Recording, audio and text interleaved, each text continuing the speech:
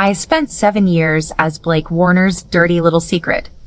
The day his company finally went public, he walked onto the trading floor holding another woman's hand.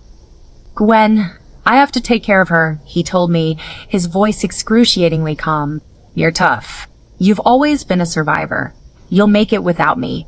But her, she only has me." Adult breakups are supposed to be clean, civil, dignified. But when my car finally pulled up to the driveway of the old family estate I hadn't seen in years, a familiar face was waiting under the porch light. "Finally decided to come home?" Chase stood there, his voice a cool breeze, though the grease-stained paper bag of warm cinnamon sugar donuts he shoved into my hands was piping hot. He leaned against the wooden railing, his eyes burning through the dark. "I've been waiting 10 damn years for you." 1. The night before the IPO, Blake was relentless. He kept me awake until the sky turned a bruised, pre-dawn purple, pulling me into different positions on the mattress, desperate and feverish. I was so exhausted I could barely move. I kicked him weakly beneath the sheets. "Tomorrow is your big day, not your execution. If you keep tearing me apart like this, how are we supposed to survive the rest of our lives?" He had just stepped out of the bathroom, damp hair dripping water onto his shoulders. "What if I said we weren't going to survive it? Would you make a scene?" "It's been 7 years, Blake." I propped myself up on my elbows, a sudden chill settling in my chest. "Are you out of your mind?" Then the reality of his words clicked, and my breath caught. "Is there someone else?"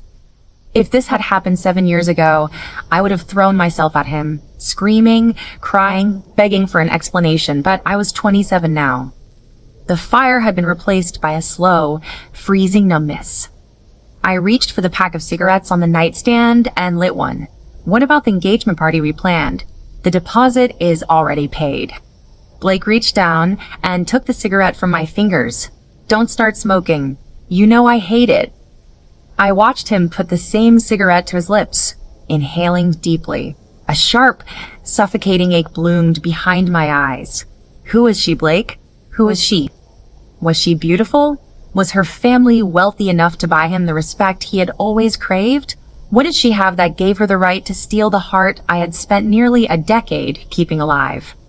A tear slipped down my cheek, betraying my forced composure. Blake frowned, looking more annoyed than remorseful. "Gwen, we're adults here.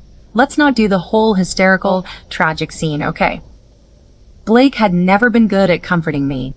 In the beginning, when I actually let myself show anger, he would always wear this exact expression, this strained, patronizing tolerance. I hated it, so I changed. Over the years, he used to brag to his friends about me. "My Gwen is so good," he'd say. "She doesn't throw tantrums or act needy like other girls." But sitting on that bed, the truth finally tasted like ash. Other girls threw tantrums because they had the security of being loved. They had safety nets that I was good because I had nothing else to lose. My reward for 7 years of silence was being erased entirely without so much as a proper goodbye. I wiped my face, pulled myself out of bed, and began putting on my clothes. Blake reached out and grabbed my wrist. I froze. The dim yellow light of the bedside lamp cast long, ugly shadows across his face, making him look like a stranger. "It's barely 4 in the morning. Just wait. It's not safe to call an Uber right now." His words were like a needle, piercing the very last pocket of softness left in my heart. I felt like a clown. I wrenched my hand away, but he grabbed me again, his patience finally snapping. "Have you had enough? If you hadn't changed so much, do you think I ever would have looked at someone else? Gwen, why can't you just reflect on your own behavior for once?" I almost laughed out loud. He was the one who cheated. He was the one who broke every promise we ever made. Yet here he was, standing on his moral high ground, blaming me for turning into the woman his neglect had created. The warmth inside me died. The tears stopped. I gently removed his hand from my wrist and quietly whispered, "Okay." There was no point in arguing. Blake had forgotten that beneath the quiet, compliant shell he had molded, I was still Gwen Taylor. I was born with a vicious temper, and I had never lacked the courage to cut my losses. Seeing me calm down, Blake relaxed back into his usual detached, corporate persona. He began to talk about her. Her name is Cassidy Wells. She's not even 20 yet. She's sheltered, sweet, and incredibly innocent. I have to protect her. She wouldn't survive a day in my world without a proper title. She needs me. Gwen, you're street smart. You're a survivor. You'll make it without me. But her, she only has me. His voice softened as he spoke her name, his sharp jawline relaxing in a way I hadn't seen in years. He looked exactly like the 21-year-old Blake Warner who used to lean against his battered motorcycle, holding my hand. Are you sure about this, Gwen? He had asked me back then. There's no future for a bastard child like me. Later that day, he drove that motorcycle across the city, sold it for $4,800, and rented our very first studio apartment. We were so poor we could barely afford heat, but we were so full of love that the cold never touched us. At 6 a.m, Blake's phone rang. It was Cassidy. Blake, I had a nightmare. Her voice whimpered through the receiver, sweet and fragile. I dreamed you left me. She sounded so small, so beautifully helpless. Without a single word to me, Blake grabbed his coat and rushed out the door. 10 minutes later, a text popped up on my screen. Take your time packing. I'm taking her to a hotel for a few days. Try not to leave any of your things behind. If she sees them, she'll cry. I stared at the screen, my hands trembling. Then another text arrived. If you ever need help, you can still call me. We can still be friends. My fingers tightened around the metal frame of my phone. The next second, I threw it against the drywall with every ounce of strength I had left. Blake, you cruel, arrogant bastard. How terrified were you that I wouldn't leave? How pathetic did you have to be to offer me the scraps of your friendship just to ease your own guilt? 2. We had only lived in this penthouse for 2 years, but as I packed, I realized how much of my life had accumulated in the corners. Outside, a gray, relentless rain began to beat against the floor-to-ceiling windows. I stood on a chair, reaching up to peel the very last Polaroid off the memory wall. A friend of Blake's had taken it years ago in a smoky, subterranean pool hall. Blake was leaning against a cue stick, exhaling a plume of gray smoke. I was standing next to him, my face flushed red from coughing. He had laughed, his eyes dark and lazy. Gwen, this isn't a place for a good girl like you. In response, I had grabbed the hem of his denim jacket, leaned in, and took a drag straight from a cigarette. He had panicked, pinching my nose and forcing me to exhale, laughing as I coughed my lungs out in his arms. Blake, I had gasped through my tears. Wherever you are, that's where I belong. Back then, his mother had just died, and his wealthy father refused to acknowledge his existence. He was working security at that pool hall just to have a cot to sleep on. A regular customer had taken our photo with a Polaroid camera that night. We couldn't afford dinners or gifts. That cheap piece of film was our only treasure. My thumb brushed over my younger face in the photo. So young, so fierce, so willing to burn alive for him. A 21-year-old Blake had squeezed my hand and looked at that photo. Just wait, Gwen, I'm going to make it to the top. And when I do, I'm going to give you the biggest wedding the city has ever seen. My new phone vibrated in my pocket. A contact from our old circle had sent me a video link. In the video, Blake was standing in a VIP lounge, his arm wrapped tightly around a young girl with straight, dark hair. This is my girlfriend, Cassidy, he announced to the room. Take good care of her, guys. Her face was young, but there was something disturbingly familiar about her.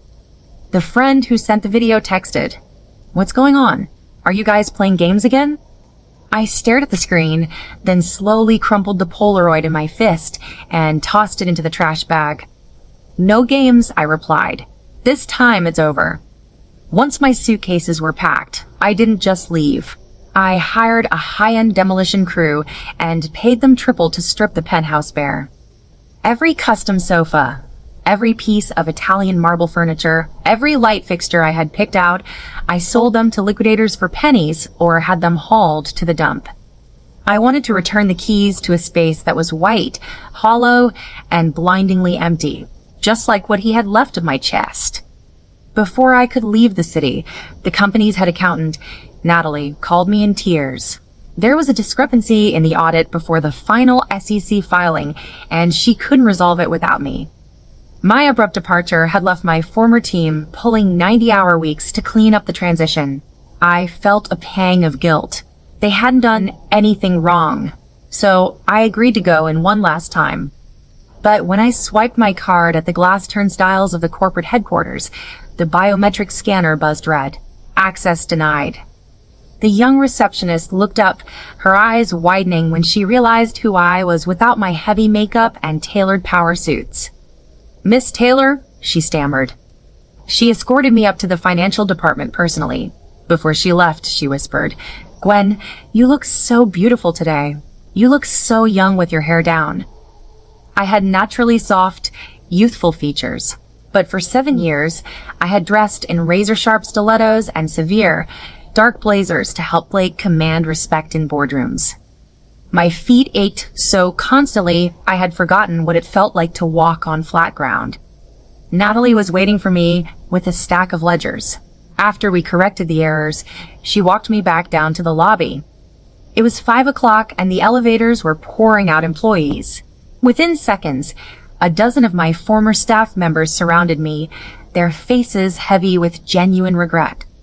"Gwen, it's not the same without you. The client from the East Side project threw a fit this morning." "Exactly. Without you leading the negotiation, we had to slash our margins by 5% just to keep them from walking." I kept a polite, professional smile on my face, refusing to say a single negative word about Blake. Adults leave quietly. I had bled for this company.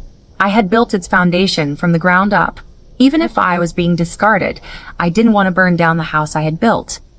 During our first few years, Blake's father had planted corporate spies and hostile executives to sabotage us. I was the one who went to war, taking the hits in public while Blake quietly consolidated power behind the scenes. It took us 3 years of absolute hell to purge his father's men from the board. Is this company really going to collapse just because we lost one Gwen Taylor? The cold, mocking voice cut through the lobby like a blade. 3. The crowd of employees instantly fell silent, parting to create a wide path. Blake walked through the double doors, his fingers locked tightly with Cassidy's. He glared at the gathered staff, his eyes dark with displeasure. "If I didn't know better, I'd think Gwen was the one signing your paychecks." He raised an eyebrow. "If you miss her so much, feel free to submit your resignations and follow her out." No one dared to breathe that I end this building. Blake's word was absolute law. He had grown comfortable in his tailored Tom Ford suits, carrying himself with the ruthless authority of a man who answered to no one. But none of them had expected him to kick out the woman who had put him on that throne the moment he arrived. Cassidy tugged gently on his sleeve, her voice dripping with a soft, delicate innocence. "Babe, is this Gwen? She looks different than I pictured." Her eyes drifted down to my feet, and she gasped softly, "Oh, we have the same shoes."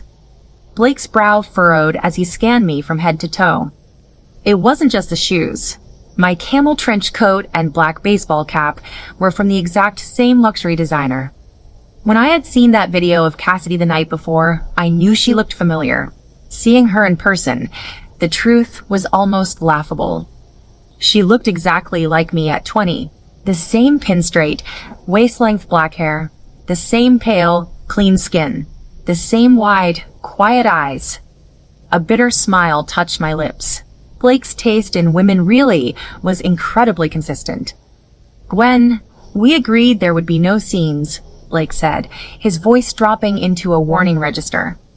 I let out a soft sigh. "I didn't seek her out, Blake. Believe whatever you want." Cassidy bit her lower lip, looking terribly slighted. "But these boots just came out. Blake bought them for me 2 days ago as a special gift." I knew exactly what she was trying to imply. But what she didn't know was that I was a black card VIP at that boutique. The boots had been delivered to our penthouse before they even hit the retail floor. In fact, Blake had been the one to sign for the package at our door. I kept my mouth shut, waiting to see what he would do. Blake made a sharp, clicking sound with his tongue, his fingers tapping against his thigh, his signature tell when his patience was entirely exhausted. It's pathetic, Gwen.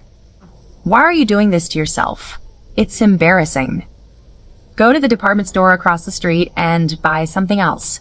Change out of those clothes. He gestured to his secretary, who immediately handed him a leather checkbook. He unscrewed his fountain pen, his hand hovering over the paper. How much do you want? Give me a number. Let's make this a clean break so you don't have to keep pulling these desperate stunts.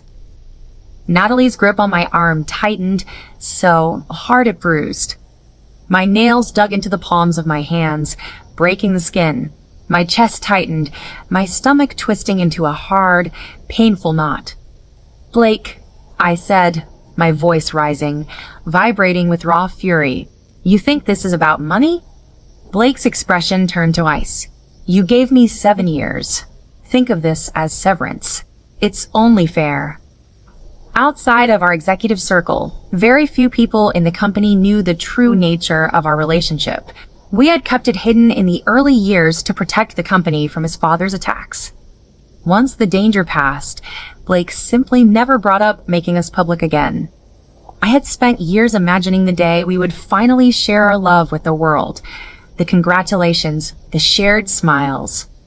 I never imagined that when the truth finally came out, it would be to paint me as a bitter, money-grubbing ex-employee who refused to let go. Cassidy leaned her entire body against Blake's shoulder, looking up at him with adoration. Even during our most intimate years, Blake had rarely held my hand in public, always claiming he wanted to keep professional boundaries. Yet here they were, Cassidy's lips practically brushing his ear. It's okay, babe. She doesn't have to change, I understand, Gwen. When a man is as incredible as you, any girl would find it hard to let go. She turned her wide, doe-like eyes to me. I just feel so incredibly lucky.